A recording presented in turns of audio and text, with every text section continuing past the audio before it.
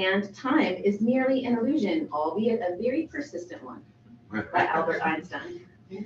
Carolyn's affirmation is, I am a sovereign, divine being of light. Whoa. Just wake up every morning and look yourself straight in the eyes in the mirror and say that. And let me tell you what, that will change you. That will change you. Powerful words. Thank you, Carolyn. Yay! Without further ado, our beautiful speaker. Thank you. Thank you so much for inviting me. Thank you so much for having me. I would love to have been in Southern California, but I am in the Poconos, which is Northeast Pennsylvania. I like to share with you guys the science of oneness, and I put together a PowerPoint. So I'm gonna share my screen so you guys can see the PowerPoint, okay? I just clicked on share. Let's see. There we go. Okay. All right, here we go. All right. We know how technology is sometimes. Okay. So I will share this so you can still see me in the corner. Okay. And now I will go to just, it takes a few seconds just to kick in. Let's see. All right, did the, We, okay. we see it online. Yeah, well, I needed it to do this, get to slideshow mode, okay? All righty, the science of oneness. Let's see. My journey to awakening actually began at a very young age. When I was just a child, I had a very strong connection to what I know now is higher self. As a child, of course, I didn't know what it was. I just knew that I was different. And when I say different in my family, there was things that I would listen to, people would tell me. I was sent to Catholic school, things that the priests were saying, and during the sermon just didn't resonate in my little heart and soul as true. There was a disconnect, and I couldn't say anything about it because I was brought up in a very strict home and loving, but strict. My dad said children are to be seen and not heard. So when I would hear something that didn't resonate with me, I couldn't speak on it. So I made up in my mind that, okay, when I get older, I'm gonna figure out what is true, what resonates as true for me, and not just go by what people are telling me is their truth. So that began at a very young age for me.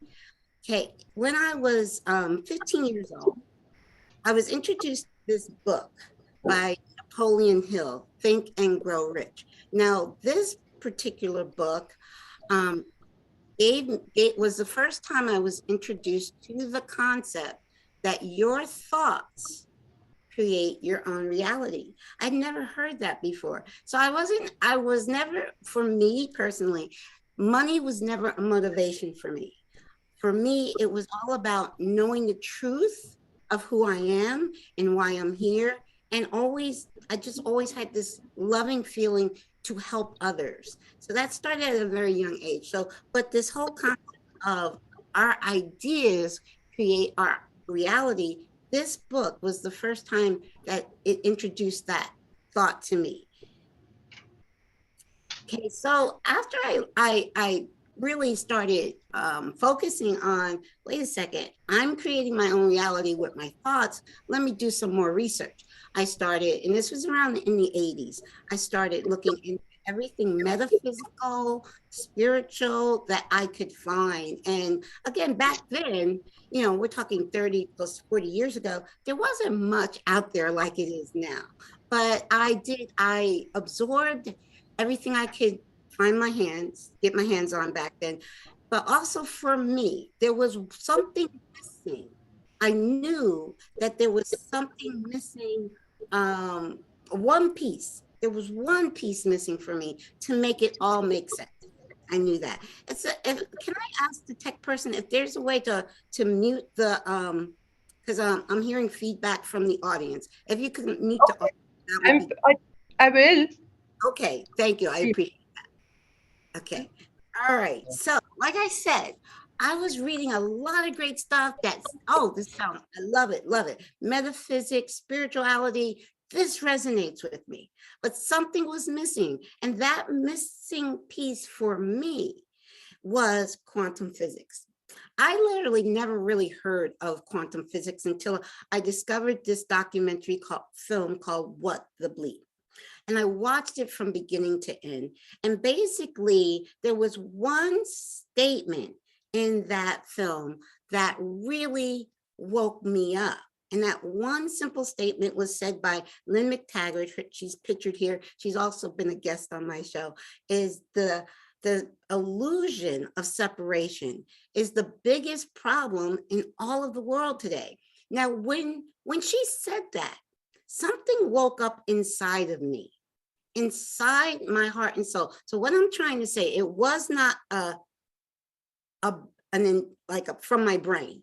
It wasn't like, oh, that's right. No, that didn't come from here. That came from my heart and soul. And I'm going to talk more about the difference of something that wakes you up from the inside, because that was a true awakening moment for me. And the catalyst was just that very one sentence by Lynn McTaggart. I knew what she was, that very simple concept that we think we're separate is what causes all the problems in humanity.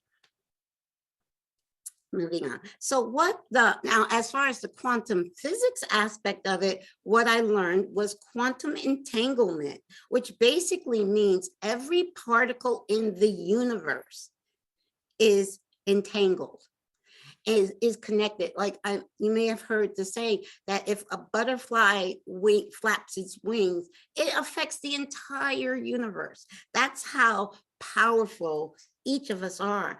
Each cell, every cell in our body is connected to the entire universe. And this has been proven scientifically, and it's known as quantum entanglement. And the other one thing is the unified field theory, which is basically saying the same thing, that science, quantum physics has proven that everything in the universe is interconnected and interdependent.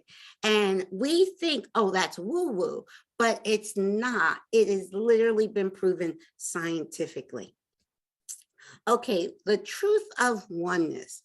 Oneness is when you look into another person's eyes and you know you are just looking at a mirror, looking in a mirror. You're just looking at a reflection of yourself and a reflection of God. Now, I know sometimes people don't do things we like, but when we know, not just think and not just believe, but when we know that everybody else is just a reflection of us and also a reflection of God, there's no separation. All we can have for that person is unconditional love, no matter what they're doing. I'm not saying having unconditional love for a person does not mean you condone their actions. It just means you know that they are also a part of you and a part of God. Okay, now this particular piece of awakening happened in 7th grade for me.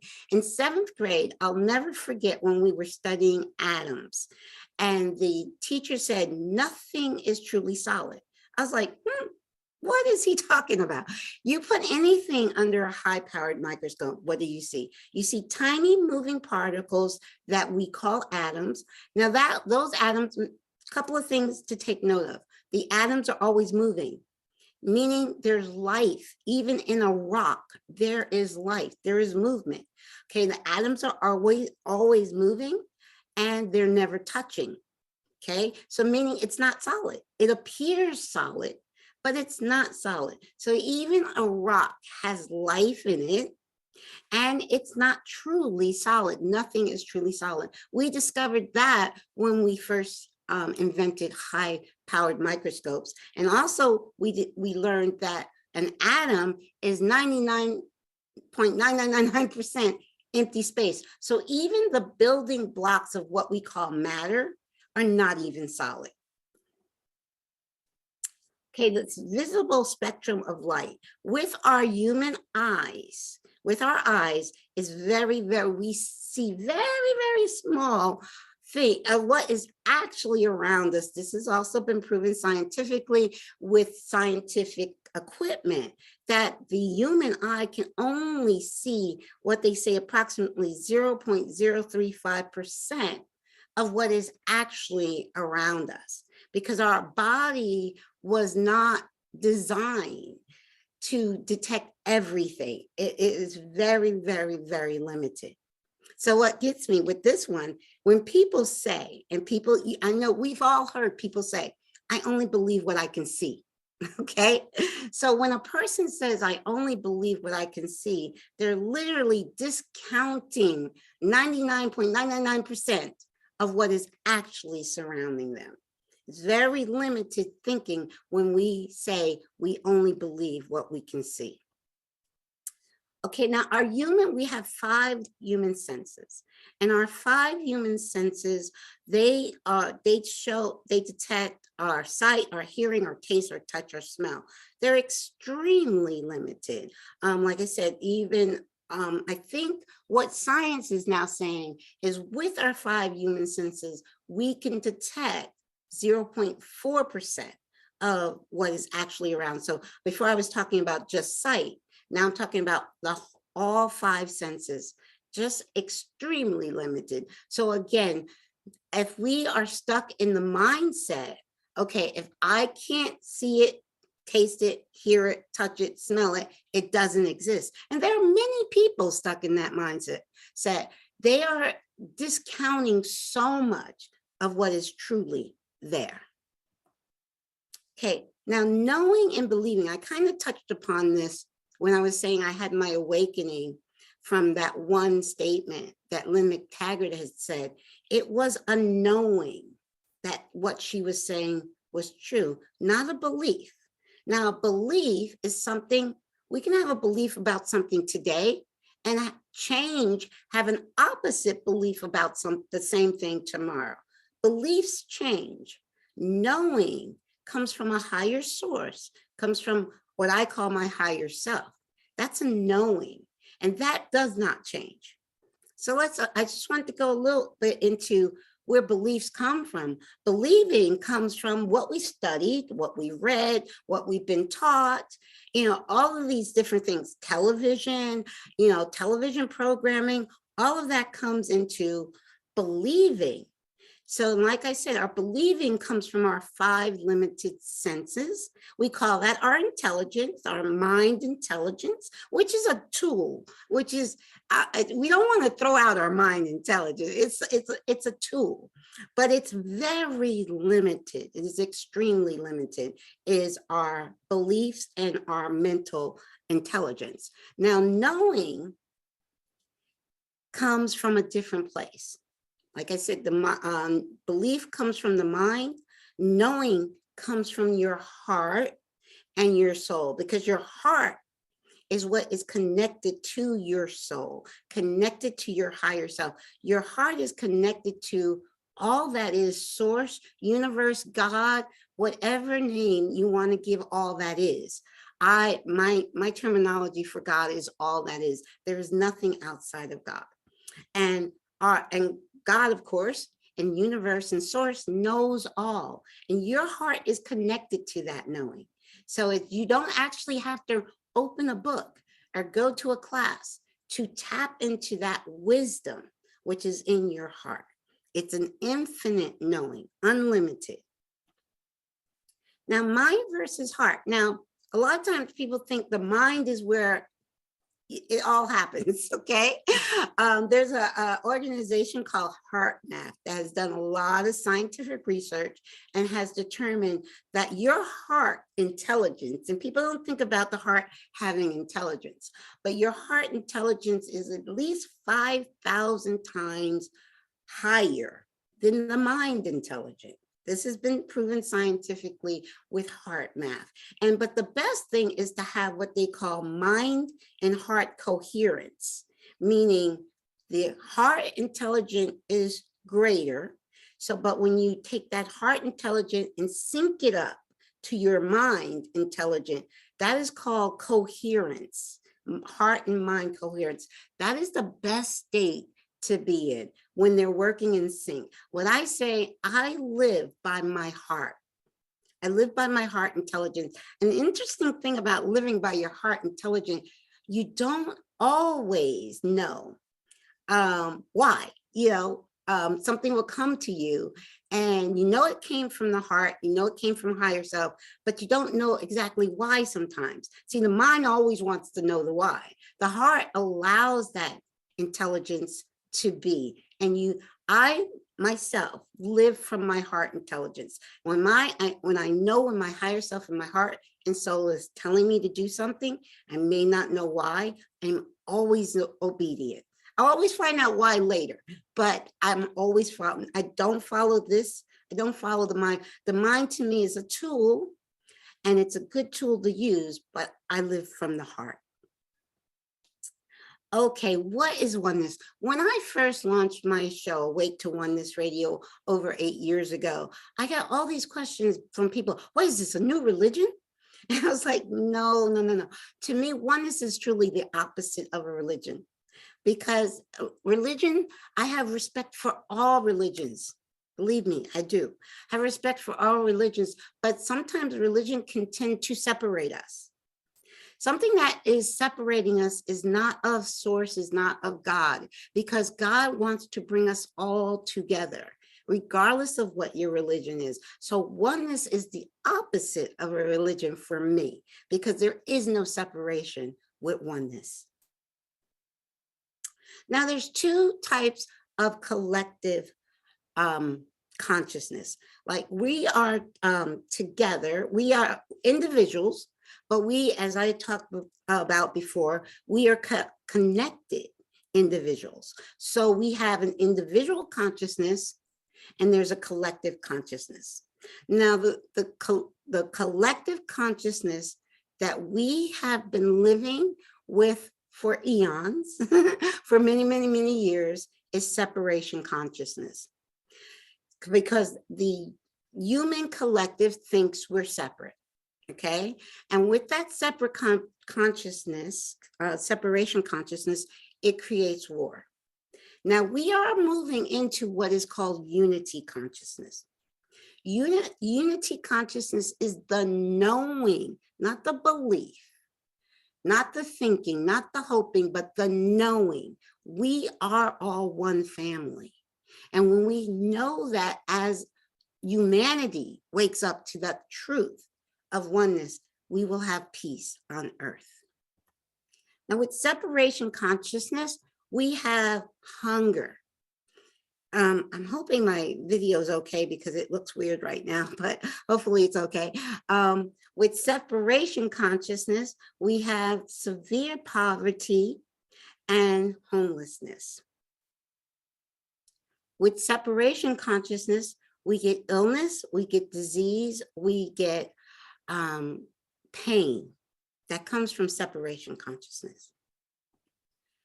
From separation consciousness, we get crime, we get mass shooting, and we get more war. All of this comes from separation consciousness, because when we feel we're separate from another, we feel it's okay to bomb another country. You know, we feel it's okay to steal from our neighbor. We feel it's okay to hurt another person because we think we're separate from that person. Okay, now unity, with unity consciousness, we get peace on earth, world peace. We also get, with unity consciousness, we get unconditional acceptance of each other, unconditional forgiveness of each other, and unconditional love for each other. And that, the word unconditional is very important, meaning there are no conditions on how much I will love you. Okay, now science has proven that everything is the same energy. I made the letters same all in caps. So we understand that it's the same energy vibrating at different frequency. So the highest frequency is unconditional love. That is the highest frequency. See, now the low frequency, there are low frequency of fear and hate and violence. All of those are low frequency. High frequency is always something that brings us together, that unifies us. Low frequency is always something that's going to tear us apart.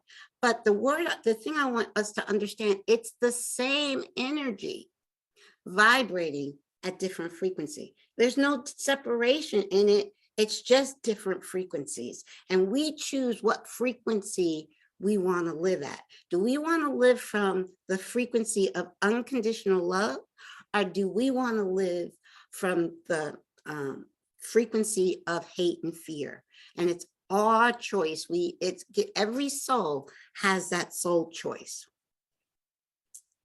Quantum physics teaches us that we are, like I said, I have t-shirts made up. I am a sovereign divine being of light, meaning I'm sovereign, like it says, I am created in the image of God, all that is. And I'm sovereign, I'm divine. This body is just an avatar. I know the new movie Avatar just came out recently. I haven't seen it, but this body is not me. I have a body, just like I have a car, or I have any of my possessions. There's something I have, but it's not me. Who I am is a being of light, always connected to all that is.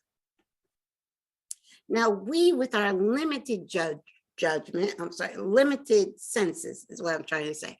We, with our limited senses, human beings with their limited senses, we judge things, bad or good, okay? But when we understand how limited our human senses are and understand there is no separation, there is no bad and good.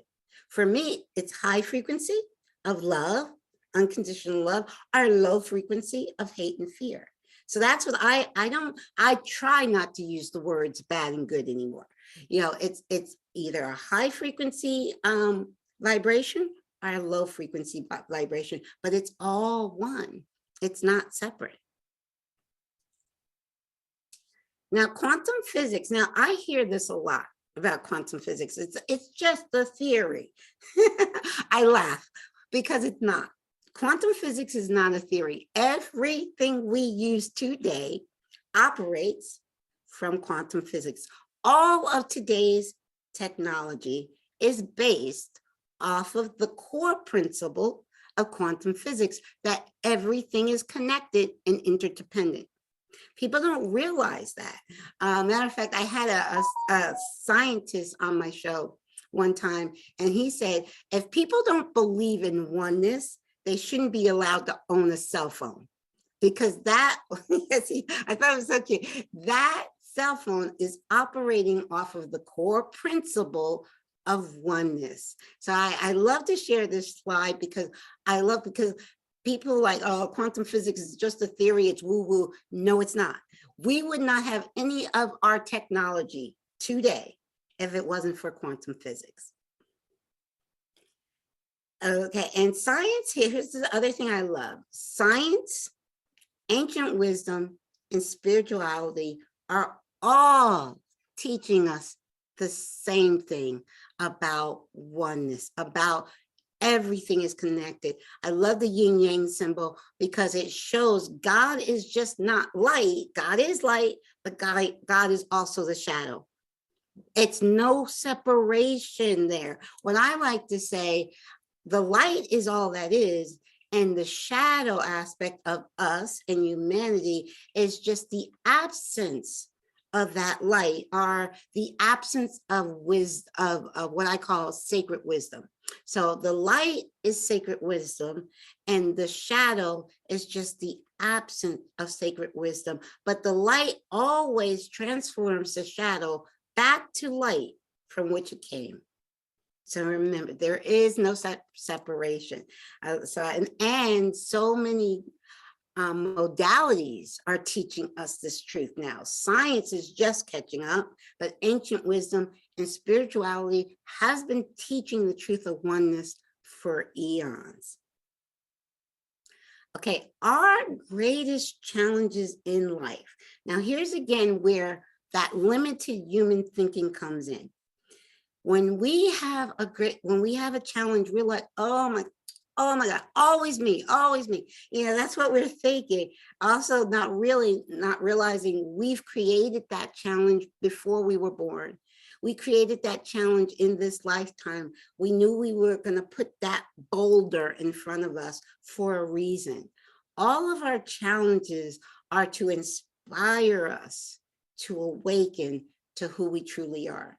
But when we look at our challenges from a limited human perspective, we're always, oh, always me, you know, and we take on the mentality that life is happening to us and not happening through us. When we take on the mindset that I'm creating this reality, okay, it is an illusion. It's not solid. It's not real. And I'm creating it. I'm creating my own dream. I take full responsibility for it. I don't blame anybody.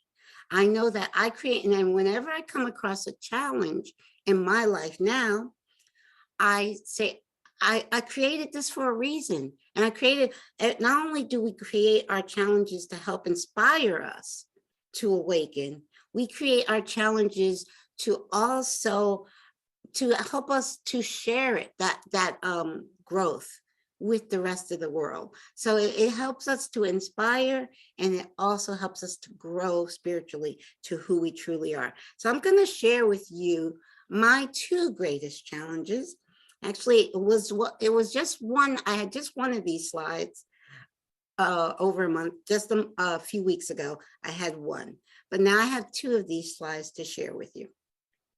My son Kyle transitioned. He came into this life experience November 24th, 1984.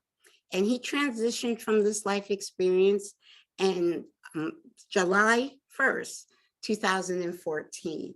Now, I say life experience because I know that this was a soul plan that my son and I had. My son chose me to be his mom before my birth. And I agreed with him that he was believing this life experience before me. I say that with the knowing that all souls make a soul plan. And when things like this happen in our life, they happen for our highest good. They happen for a reason. And of course, matter of fact, the book, I read a chapter in this book. I encourage everybody to read this book. We Touched Heaven. My chapter is My Miracle on 34th Street. And then in that chapter, it'll explain to you in detail what I went through and also came out on the other side with my son, knowing at the time of his transition, I was at complete peace, and I knew it was a soul plan that he and I made. And that chapter would help you understand how I got there. Okay, I don't want to go into the whole story now. It would take up too much time. So, and also if you go to my website, awaketowellnessradio.org, my bio also shares that story, that journey I had with my son. Now, like I said, up until a few weeks ago, I had only one slide to share with you. I have two children. Many people told me recently, didn't know you had a daughter, because when my inspiration after my son, 6 months after my son's transition, I launched my show, Awake to Oneness Radio. So I shared a lot about my son. My daughter, who's older, my oldest child, my daughter, Yucca, we call her Nikki, that's her nickname. Yucca came into my life and came into this life experience October 26, 1980. And my daughter Yucca transitioned from this life experience December 5th of 2022, a few weeks ago. My experience with my daughter's transition was very different. My daughter actually passed in her sleep. My daughter transitioned when she was 42. My son transitioned when he was 29, and he was the younger one. But also the day after my daughter's internment, I like that word. The day after my daughter's internment, I woke up with a new mission. And if you go to my website, Awake to Oneness Radio, there's several blog posts that I have written and posted. The first one I posted that morning after her transition, and I like, okay, I have a new life mission. Not that the old life mission, I mean, not old, it's not old. My life mission to inspire everyone to awaken. And I use the word inspire because awakening comes from within, and all I can do is inspire you to go within and tap into the truth within you. So my inspiration and mission to inspire others to awaken to the universal truth of oneness. Of course, I still have that mission. That's why I'm here today. But I also have an added mission from my daughter's transition. And you can read more about that. Again, I have a limited amount of time, so I don't want to go into anything too deep. So that's why I will direct you to where you can find more information. But yes, my daughter now is with her brother in spirit, and they're both with me because life is eternal. I knew that. I was at peace when my son transitioned 8.5 years ago. And I was at complete peace when my daughter transitioned a few weeks ago because I know they're not gone. I actually have evidence, physical evidence, my son's not gone. Haven't gotten physical evidence yet from my daughter, but I'm sure I will. Okay. All righty. Who we truly are. That is what it's all about. That is what we are here to discover and learn and remember. Actually, the correct word is remember. Remember who we truly are. We are a unique, holographic, multidimensional aspect of God, all that is. We're divine, we're beings of light, and that life is eternal. There is no such thing as death. My children are not dead. They're very much alive and very much still with me. So I wanted to talk about all of these different words I use to describe us. Unique. We are unity within diversity. This is another phrase I've coined because when you're awake, you understand that all religions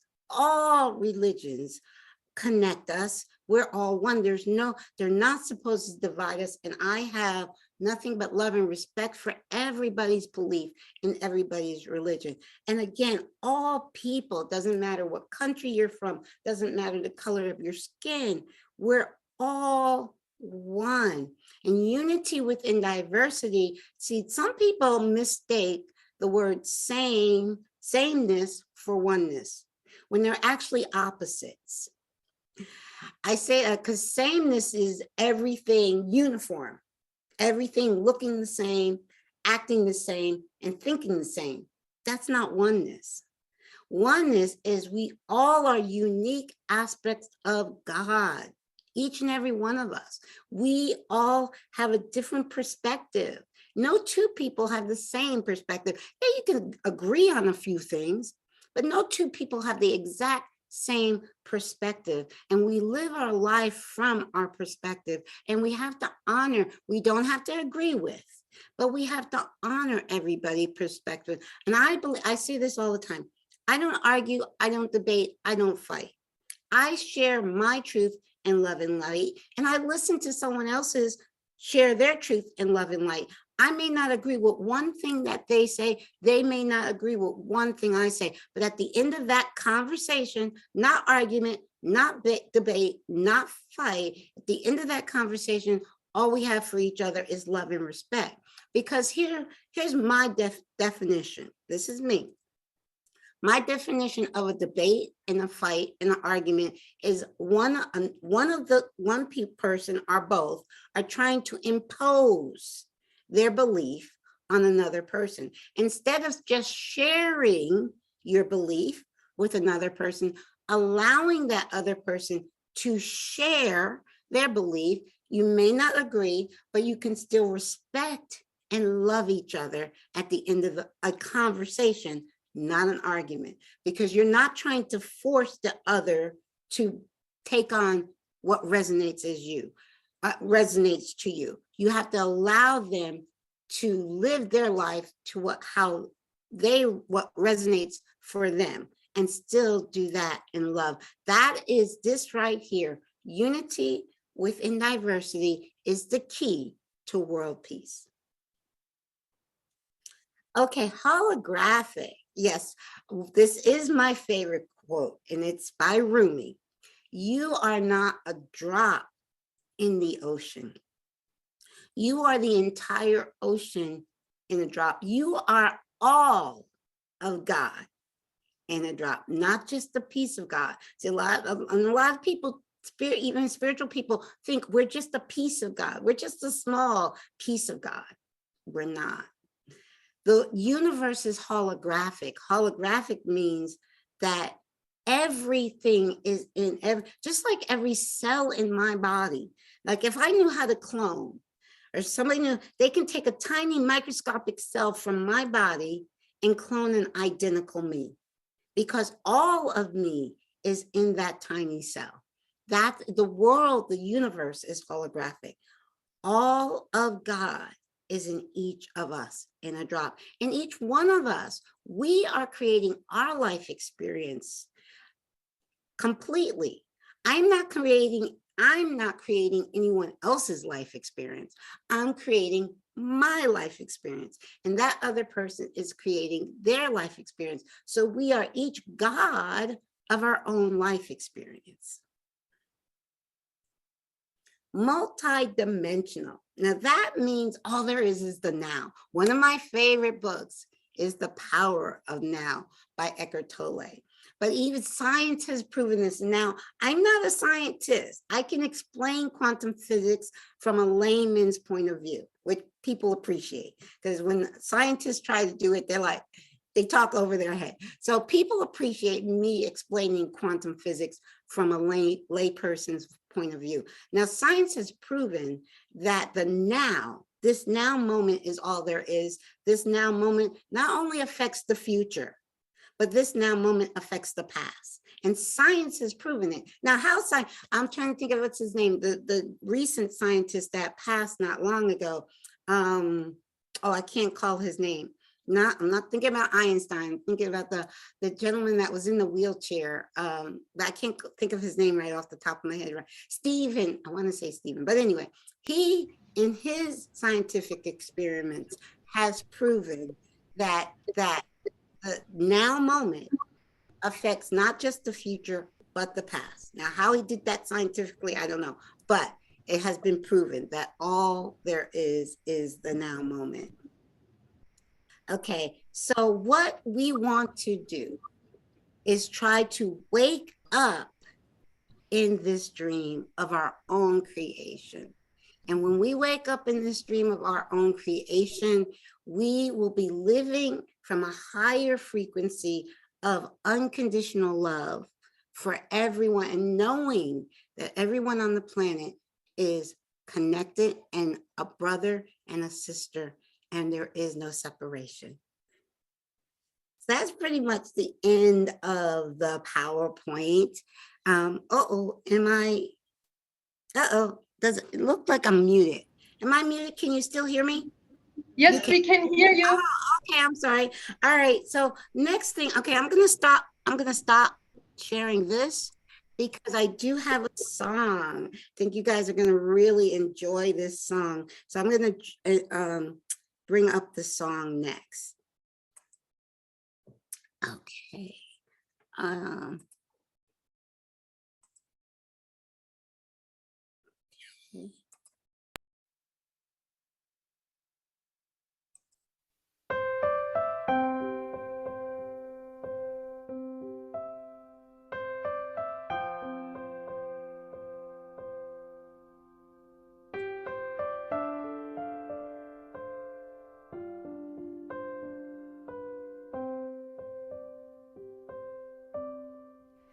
You are the face of God. I hold you in my heart. You are a part of me. You are the face of God. You are the face of God. I hold you in my heart. You are a part of me. You are the face of God. You are the face of God. Tu es l'image de Dieu. I hold you in my heart. Tu es l'image de l'amour. You are a part of me. You are the face of God.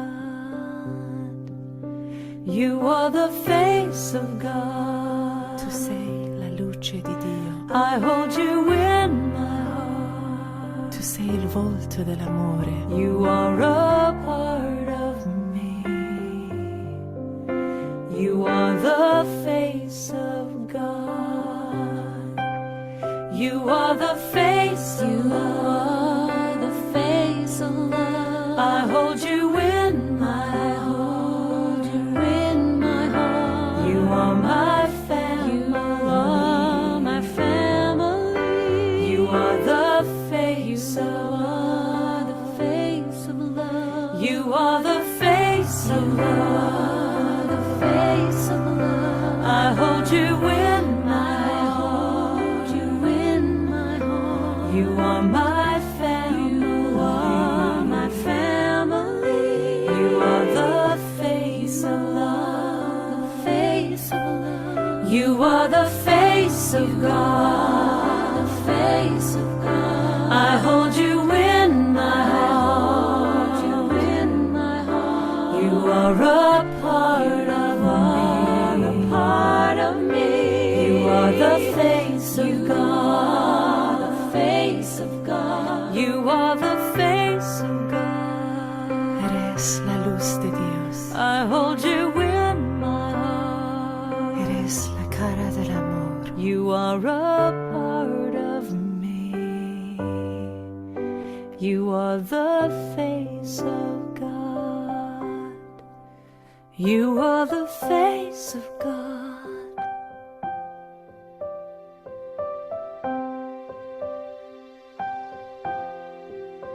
You are the face of God.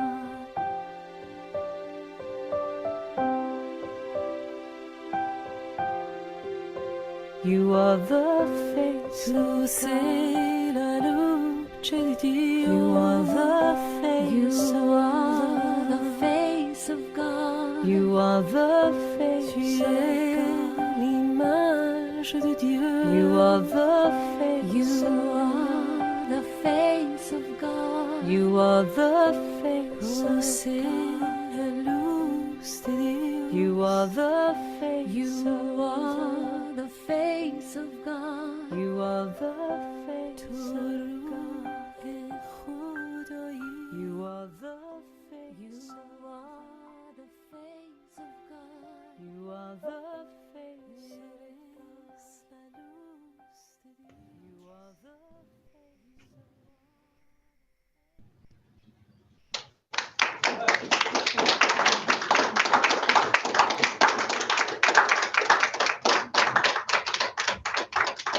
Thank you. One of the things that I love doing, I love creating music videos. So I'll take a song that I love and make a video to it. So I created that video, Face of God. But thank you so much. Thank you. Thank you so much, Carolyn. Awesome. Thank you, Carolyn. Thank you. Had some tears with that song. People are so beautiful. I'm gonna cry again. Oh my goodness. When we all wake up and we see ourselves as beautifully as God sees us, as the mother and the father of divine intelligence, see all that we are, sees us, we will have so much love in us that we will explode with love and see everything as God. Your cell phone, your shoe,